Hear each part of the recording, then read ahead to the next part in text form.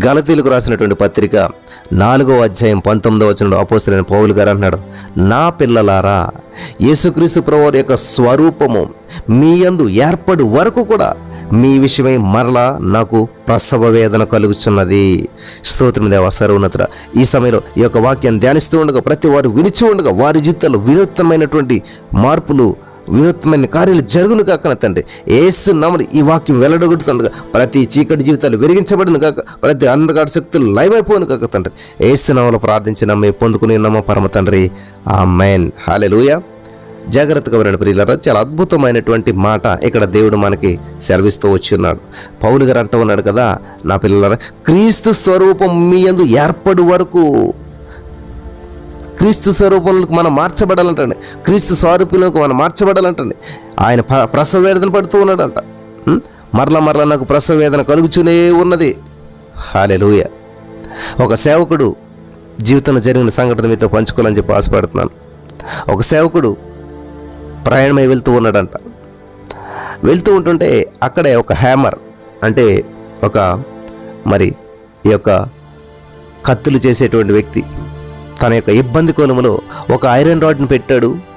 అది ఎర్రగా రక్తంలాగా మారిపోయింది.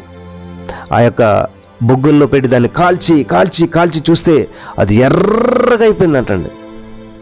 కానీ అక్కడితో దాన్ని విడిచిపెట్టలేదు. ఆ ఎర్రగా కాలిన దాన్ని తీసుకుని, దాన్ని సుత్తుతోటి తీసుకుని కొడతానే ఉన్నాడు. ఈ సేవకుడికి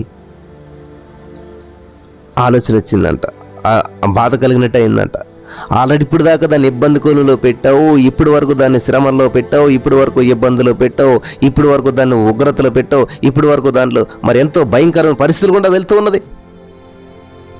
ఇప్పటి వరకు వేడిలో ఉంది, ఇప్పటి వరకు శోధనలో ఉంది, ఇప్పటి వరకు శ్రమల్లో ఉంది.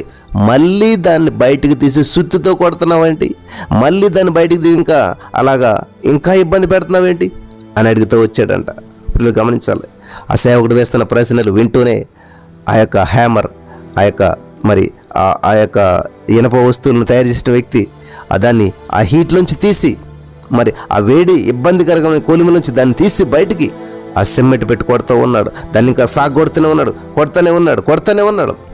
ఆ సేవకుడు, ఎంతసేపు దీన్ని ఇంకా ఇబ్బంది పెడతావు, ఆల్రెడీ అంత హీట్లోంచి బయటకు వచ్చింది, అది ఆల్రెడీ అంత హీట్లోంచి బయటకు వచ్చింది, అంత వేడిని తట్టుకొని ఇప్పుడే బయటకు వస్తే దాన్ని ఇంకా కొడుతున్నావు ఎందుకు అని అడిగితే, అప్పుడు ఆ సేవకుడికి ఇచ్చినటువంటి సమాధానం ఏంటంటే, హ్యామర్, నేను దీన్ని ఎందుకు కొడుతున్నాను తెలుసా, దీనిలో ఒక రూపం వచ్చేంత వరకు, దీనిలో నేను అనుకున్న రూపం వచ్చేంత వరకు అంత మాత్రమే కాదు, కానీ ఇందులో నా ముఖము కనిపించాలి.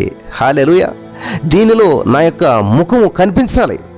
నా ముఖం దీంట్లో స్పష్టంగా కనిపించేంత వరకు, అంత షైన్ అయ్యేంత వరకు, దాంట్లో అంత షైన్ అప్ అయ్యేంత వరకు కూడా, దానిలో అంత పదునొచ్చేంత వరకు కూడా దీన్ని నేను కొడుతూనే ఉంటాను, దీన్ని సాగదీస్తూనే ఉంటాను. హల్లెలూయా. మీరు ఎప్పుడన్నా కత్తులు వీటిని చేసేటప్పుడు మీరు చూసినట్లయితే, మరి ఆ ఐరన్ బాగా హీట్ చేస్తారు. హీట్ చేసి దాన్ని కత్తితోటి, అది ఏమంటారు, ఆ యొక్క సుత్తితోటి సాగొడుతూనే ఉంటారు. అది సాగొట్టుగా అంతవరకు నల్లగా ఉన్నటువంటిది మరి ఎర్రగా మారి, ఆ ఎర్రగా ఉన్నటువంటిది కాస్త మరి సాగొట్టబడి దానిలో ఒక రూపం వచ్చేంత వరకు కొట్టిన తర్వాత చూసినట్లయితే అది తెల్లగా ప్రకాశవంతంగా మార్చబడిపోతుంది, ఒక అద్దంలాగా మార్చబడుతుంది. అది పదును పెట్టినటువంటి కత్తి చూడండి, తెల్లగా అయిపోతుంది. ఆనియన్స్ కొయ్యగా కత్తి చూడండి, అది తెల్లగా స్టీల్ లాగా మెలమెల మెరిసిపోతుంది. అప్పుడు దానిలో మన ఫేస్ చూసుకుంటే క్లారిటీగా కనిపిస్తుంది అనమాట. దేవుడు మరి అలాగే ఇక్కడ ఈ యొక్క ఆ సేవకుడితో చెప్పినటువంటి విషయం ఇదే. దీనిలో నా రూపం నేను చూసుకోవాలి, నన్ను నేను కనపడేంత వరకు, నా ఫేస్ దీంట్లో క్లారిటీగా కనపడేంత వరకు, దీనిలో ఉన్న దుమ్ము ధూళి ఈ బ్లాక్నెస్ అంతా పోయేంత వరకు దీన్ని నేను కొడతా ఉంటుంటాను. నా రూపం ఎప్పుడైతే ఇందులో స్పష్టంగా కనిపిస్తుందో అప్పుడు మాత్రమే దీన్ని ఆపుతాను. సో ఇప్పటికే మీకు అర్థమై ఉంటుంది దీని యొక్క భావం ఏంటనేటువంటిది. ఆ యొక్క ఇనప వస్తువు, ఆ యొక్క ఇనప పరికరం ఎవరో కాదు, నువ్వు నేనే.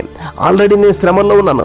మూలిగే నక్క మీద తాటికే పడ్డది ఏంటి బ్రదర్, మూలుగుతూనే ఉన్నాను. నేను ఆల్రెడీ మొత్తుకుంటూ ఉన్నాను, శ్రమల్లో మూలుగుతూ ఉంటుంటే మళ్ళీ ఇంకా శోధనలు ఎక్కువైపోయాయి అంటున్నారా? అదే మరి ఇబ్బంది కొనుగోలుంచి తీసి బయటకైనా ఇంకా సుత్తి తీసుకుని దాన్ని సాగొడుతున్నాడంట.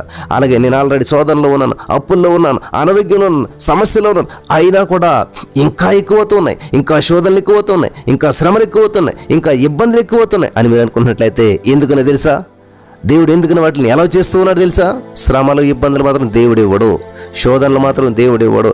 దేవుడి నుంచి ఏది రాదు, దేవుడి నుంచి నీకు శ్రమ రాదు. ప్రియులారా గమనించాలి. ఎందుకని అలాగ వస్తూ ఉన్నాయంటే సాతాను గారు తీసుకొచ్చినటువంటి వాటిని దేవుడు యాక్సెప్ట్ చేస్తున్నాడు. ఎందుకంటే నీలో ఆయన కనపడాలని, నీలో ఆయన్ని చూసుకోవాలని. కాబట్టి శ్రమలు గుండా వెళ్తూ ఉండగా ఓర్చుకున్నట్లయితే, శోధన నుంచి వెళ్తూ ఉండగా ఓర్చుకున్నట్లయితే నీలో ప్రేమ, సమాధానం, ఐక్యత వస్తుంది. అది అనేక మంది చూడగలుగుతారు. అది దేవుడు నీలో చూసుకోవటం అంటే. కాబట్టి ఎప్పుడైతే మనలో దేవుని ప్రేమ ఉంటుందో ప్రేమగా ప్రేమించగలుగుతాం, మాట్లాడగలుగుతాం. దేవునికి స్తోత్రం కలుగును గాక. కాబట్టి ఆయన చెప్పినటువంటి ఆ జవాబుకి నా ఆశ్చర్యపడు అంట, నేను ఇందులో కనపడేంత వరకు దీన్ని ఇలాగ చేస్తాను.